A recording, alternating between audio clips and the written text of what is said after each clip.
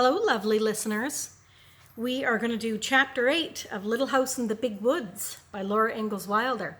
I've had a bit of trouble recording Chapter 8. I've run out of storage on my phone, so I had to go and delete a bunch of stuff. Hopefully, I can get through it completely this time. Okay, Chapter 8, Dance at Grandpa's. Oh, I should also say that this book has been entered into the public domain in Canada. Monday morning, everybody got up early in a hurry to get started to Grandpa's. Pa wanted to be there to help with the work of gathering and boiling the sap. Ma would help Grandma and the aunts make good things to eat for all the people who were coming to the dance. Breakfast was eaten and the dishes washed and the beds made by lamplight. Pa packed his fiddle carefully in its box and put it in the big sled that was already waiting at the gate. The air was cold and frosty and the light was gray when Laura and Mary and Ma with baby Carrie were tucked in snug and warm under the robes on the straw in the bottom of the sled. The horses shook their heads and pranced, making the sleigh bells ring merrily. And away they went on the road through the big woods to Grandpa's. The snow was damp and smooth in the road, so the sled slipped quickly over it, and the big trees seemed to be hurrying by on either side.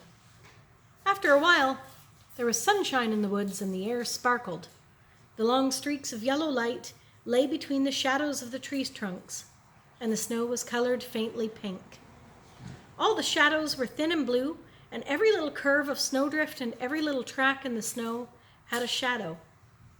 Pa showed Laura the tracks of the wild creatures in the snow at the sides of the road. The small leaping tracks of cottontail rabbits, the tiny tracks of field mice, and the feather stitching tracks of snowbirds. There were larger tracks like dog tracks where foxes had run, and there were the tracks of a deer that had bounded away into the woods. The air was growing warmer already, and Pa said that the snow wouldn't last long. It did not seem long until they were sweeping into the clearing at Grandpa's house, all the sleigh bells jingling. Grandma came to the door and stood there smiling, calling to them to come in. She said that Grandpa and Uncle George were already at work out in the maple woods, so Pa went to help them while Laura and Mary and Ma, with baby Carrie in her arms, went into Grandma's house and took off their wraps. Laura loved Grandma's house.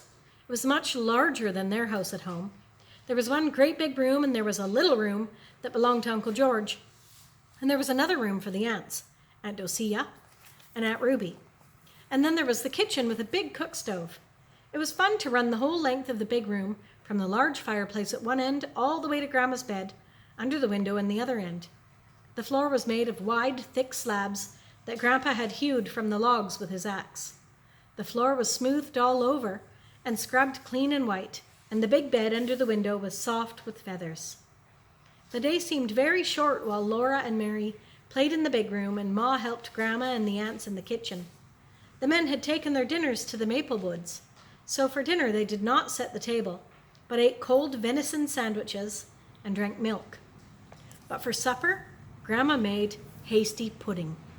She stood by the stove, sifting the yellow cornmeal from her fingers into a kettle of boiling salted water.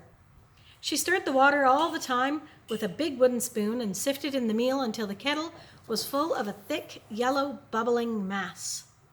Then she set it on the back of the stove where it would cook slowly. It smelled good. The whole house smelled good, with the sweet and spicy smells from the kitchen and the smell of the hickory logs burning with clear, bright flames in the fireplace and the smell of a clove apple beside Grandma's mending basket on the table. The sunshine came in through the sparkling window panes, and everything was large and spacious and clean.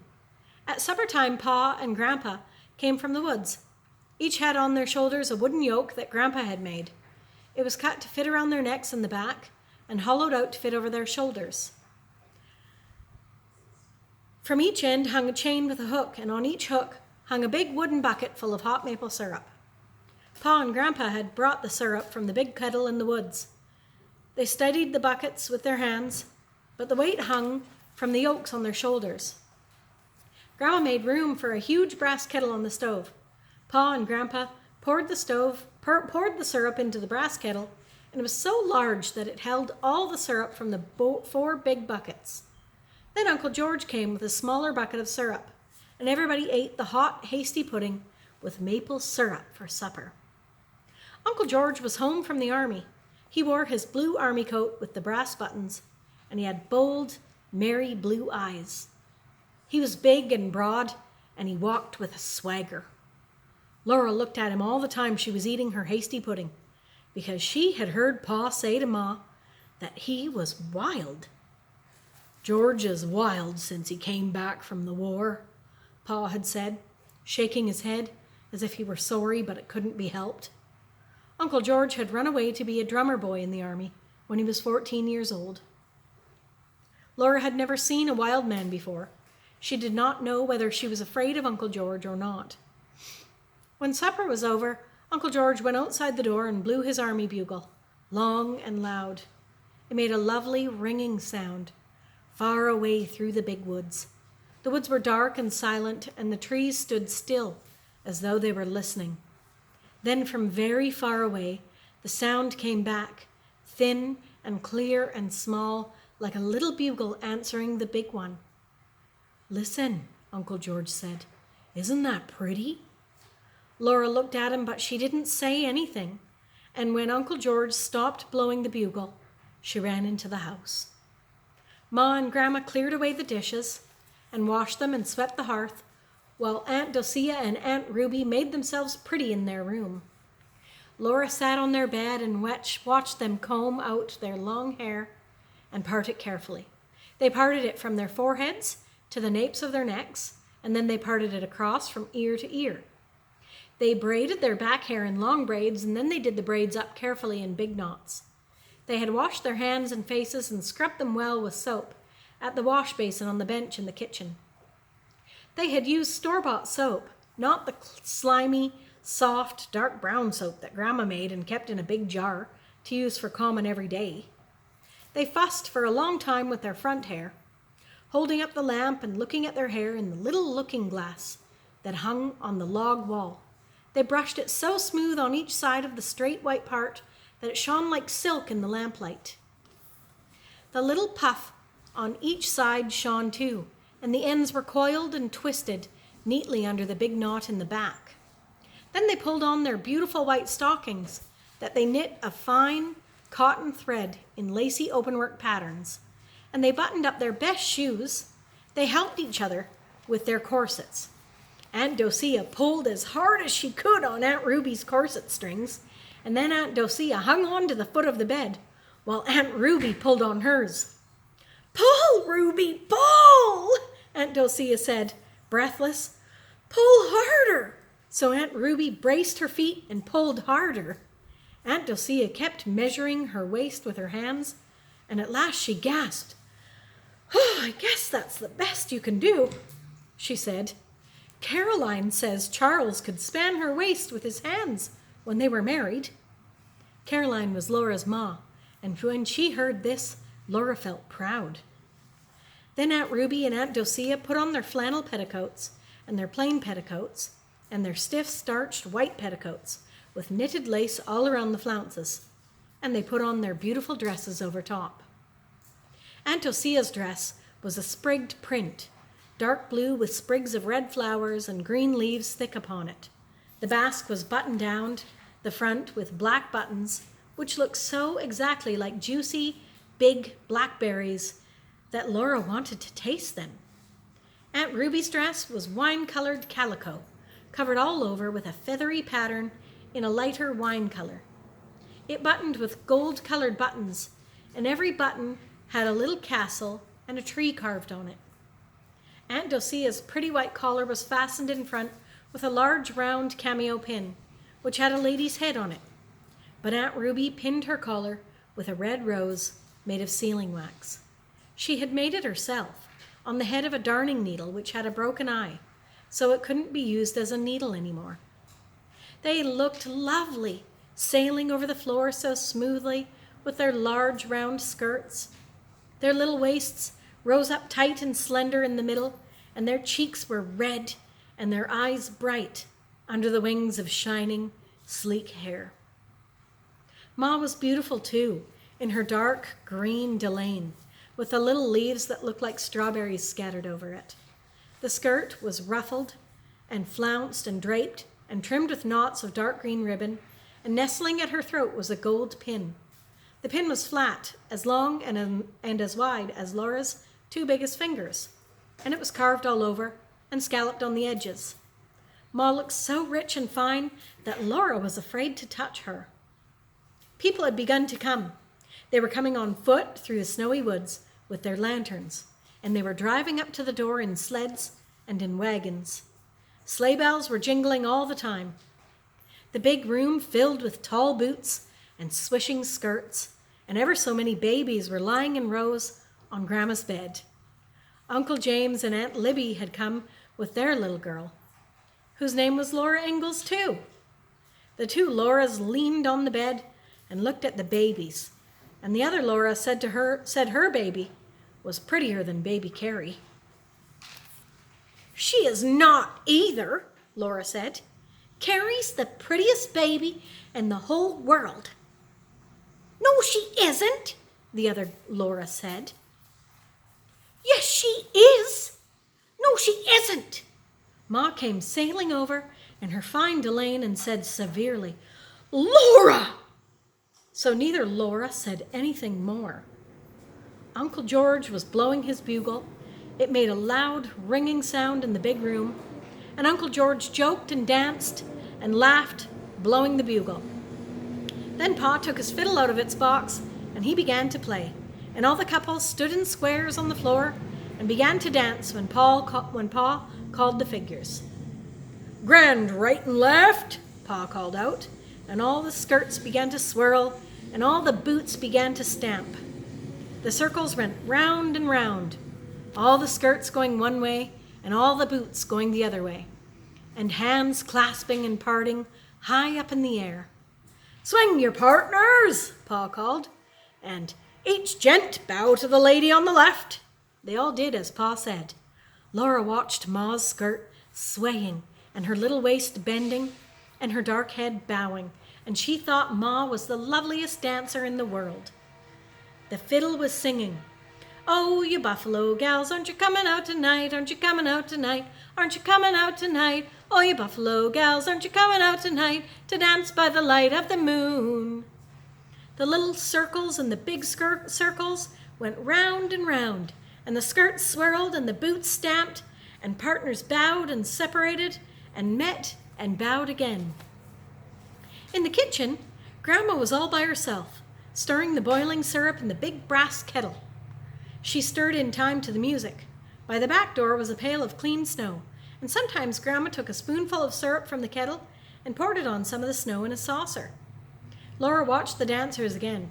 Pa was playing the Irish washerwoman now. He called, "Do-si ladies, do-si do, come down heavy on your heel and toe." Laura could not keep her feet still. The window's open and there's a train going by. Sorry, it's loud. Uncle George looked at her and laughed. Then he caught her by the hand and did a little dance with her in the corner. She liked Uncle George. Everybody was laughing over by the kitchen door. They were dragging Grandma in from the kitchen. Grandma's dress was beautiful too, a dark blue calico with autumn-colored leaves scattered over it. Her cheeks were pink from laughing, and she was shaking her head. The wooden spoon was in her hand. "I can't leave the syrup," she said. But Pa began to play the Arkansas Traveler, and everybody began to clap in time to the music. So Grandma bowed to them all and did a few steps by herself. She could dance as prettily as any of them. The clapping almost drowned the music of Pa's fiddle. Suddenly Uncle George did a pigeon wing, and bowing low before Grandma, he began to jig. Grandma tossed her spoon to somebody. She put her hands on her hips and faced Uncle George, and everybody shouted. Grandma was jigging. Laura clapped her hands in time to the music, with all the other clapping hands. The fiddle sang as it had never sung before. Grandma's eyes were snapping and her cheeks were red, and underneath her skirts, her heels were clicking as fast as the thumping of Uncle George's boots. Everybody was excited. Uncle George kept on jigging and Grandma kept on facing him, jigging too. The fiddle did not stop. Uncle George began to breathe loudly, and he wiped sweat off his forehead. Grandma's eyes twinkled. "You can't beat her, George," somebody shouted. Uncle George jigged faster. He jigged twice as fast as he had been jigging, and so did Grandma. Everybody cheered again. All the women were laughing and clapping their hands, and all the men were teasing George. George didn't care, but he didn't have breath enough to laugh. He was jigging. Pa's blue eyes were snapping and sparking. He was standing up, watching George and Grandma, and the bow danced over the fiddle strings. Laura jumped up and down and squealed and clapped her hands. Grandma kept on jigging.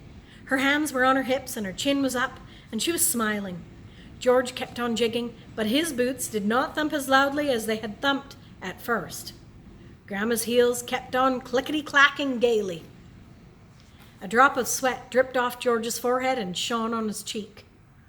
All at once he threw up both arms and gasped, "I'm beat!" He stopped jigging.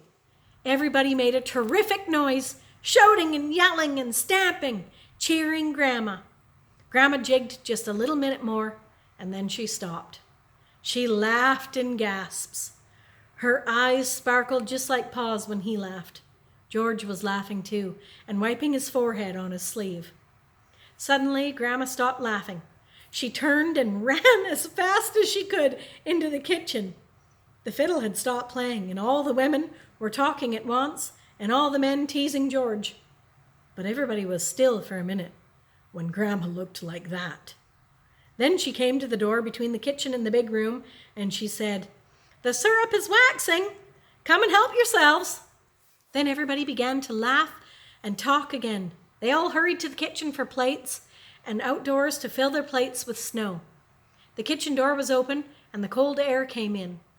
Outdoors, the stars were frosty in the sky and the air nipped Laura's cheeks and nose. Her breath was like smoke. She and the other Laura and all the other children scooped up clean snow with their plates.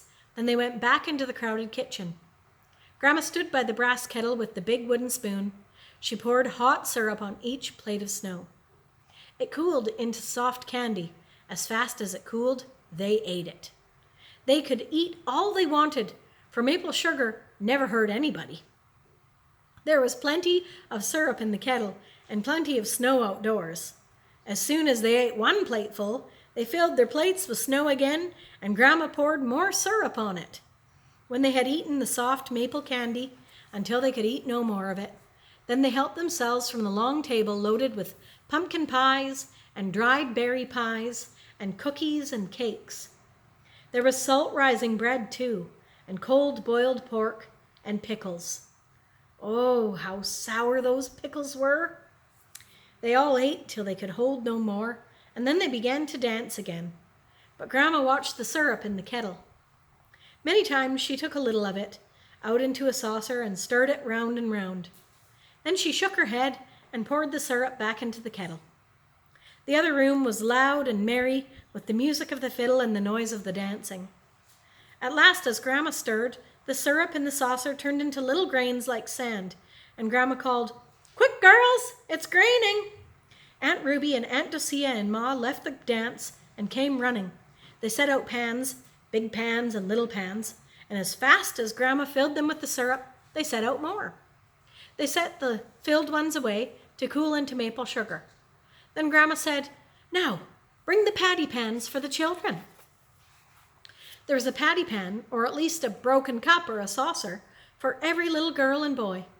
They all watched anxiously while Grandma ladled out the syrup. Perhaps there would not be enough. Then somebody would have to be unselfish and polite. There was just enough syrup to go around. The last scrapings of the brass kettle exactly filled the very last patty pan. Nobody was left out. The fiddling and the dancing went on and on. Laura and the other Laura stood around and watched those dancers. Then they sat down on the floor in a corner and watched. The dancing was so pretty and the music so gay that Laura knew she could never get tired of it. All the beautiful skirts went swirling by, and the boots went stamping, and the fiddle kept on singing gaily. Then Laura woke up, and she was lying across the foot of Grandma's bed. It was morning. Ma and Grandma and baby Carrie were in the bed.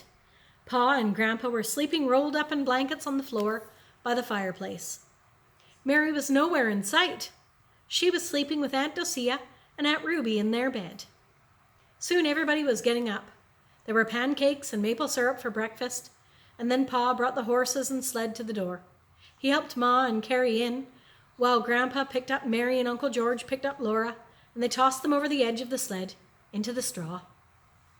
Pa tucked in the robes around them, and Grandpa and Grandma and Uncle George stood calling, "Goodbye, goodbye," as they rode away into the big woods, going home. The sun was warm, and the trotting horses threw up bits of muddy snow with their hoofs. Behind the sled, Laura could see their footprints, and every footprint had gone through the thin snow into the mud. "Before night," Pa said, "we'll see the last of the sugar snow." That's the end of chapter 8. We made it through it! Yay! It took me 5 times, 5 tries. We'll see you again for chapter 9 next Monday. Bye for now.